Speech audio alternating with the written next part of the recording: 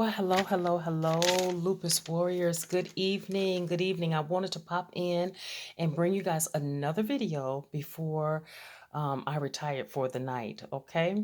It's been a long day. So, um, wanted to jump in. First of all, I want to thank you for watching the videos, for finding something that I have to say informative.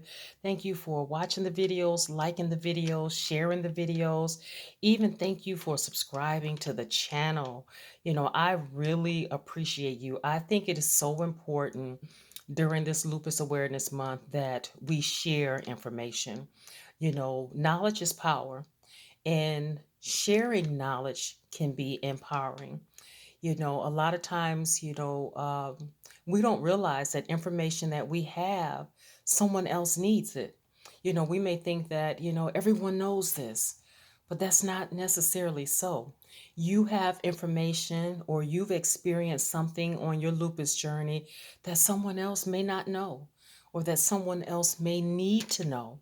Okay. And so, in order for us to attain the goals that we're reaching for during this Lupus Awareness Month, which is funding and eventually a cure, each one has to teach one. Each one has to reach one. And so, in order to make our community stronger and to grow our community, in order to, again, reach the goals that, that we set for ourselves, we have to share the information. And so tonight, before I jump into the three facts that I want to share with you, I want to let you know the resources that I use in order to be able to provide you this information on this channel. Okay, and the three resources that I use lupus.org, which is a great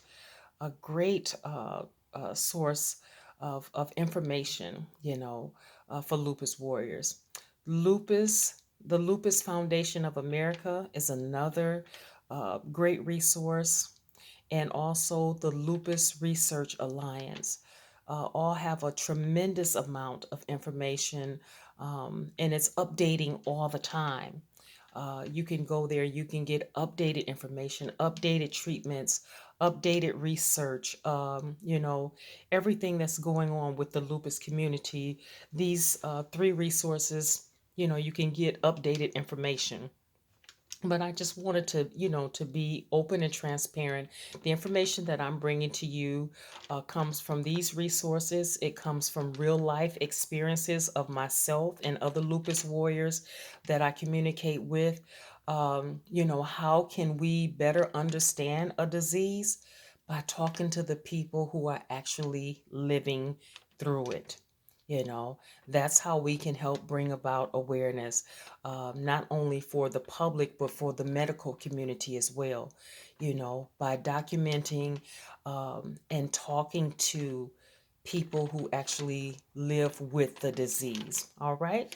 So let's jump into the three lupus facts that I have for you tonight. The first one is that people of all races and ethnicities can develop lupus, but it is three times higher and found more frequently in African Americans, in Asians, in Hispanics and Latinos, in Pacific Islanders, and also Native Americans. Fact number two, lupus can be expensive to live with and to treat. On average, it costs about $21,000 annually just to treat one lupus patient. And so just think about that for someone who's had lupus for 5 or 6 years. That can be expensive.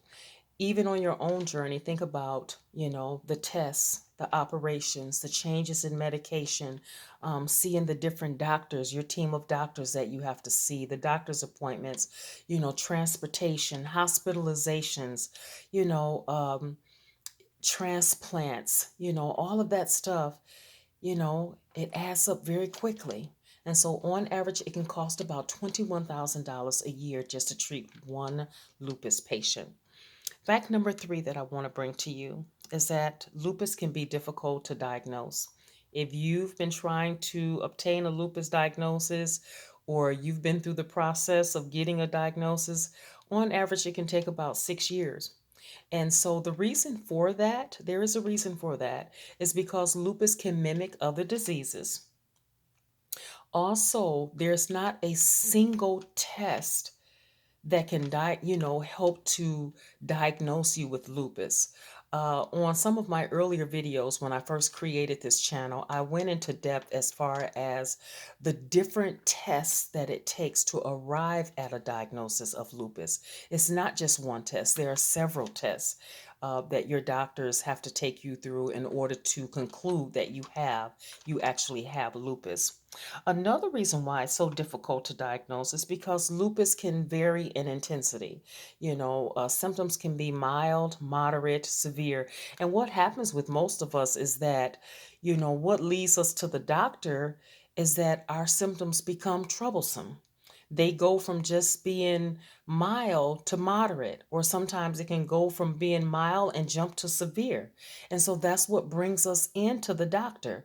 There are many people that are walking around with lupus and they have no clue that they have it, but it's not until the symptoms become bothersome enough and become, intense enough and makes us uncomfortable enough that we want to go into the doctor because we start realizing there is something wrong and we want to know what's wrong with us. Okay.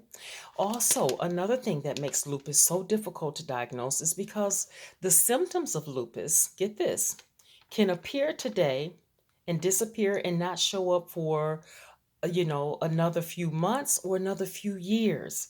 You can experience a symptom of lupus and it can last for a few hours and never show up again until years later. Okay? And so that's what makes it so difficult to diagnose. Again, by the time we start paying attention to the symptoms, it has made our life uncomfortable, and that drives us into the doctor's office. And so that's why, my friend, I push, keeping a lupus journal, whether you're trying to find out if you have lupus or if you've had lupus for a long time.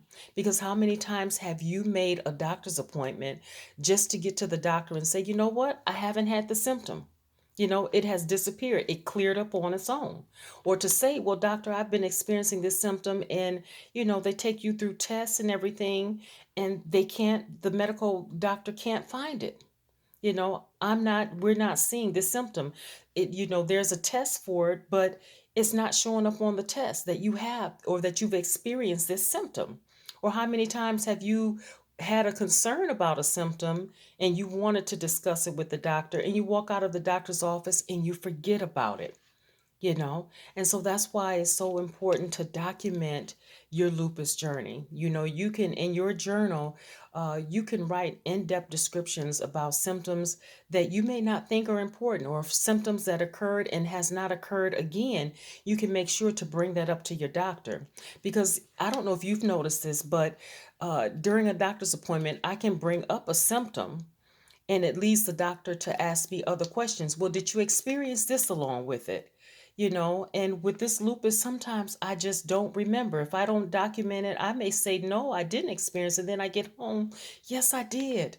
I had this a few weeks ago and I did experience this along with it. So it's very important, because you can take this lupus journal with you to every doctor's appointment, and that's your medical documentation. You can answer all of your doctor's questions, you can discuss all of your symptoms, regardless of how mild or moderate it may be. Even if you don't think it's important, it may be important to your doctor to know that you experienced this, even if it was for a short period of time. Okay?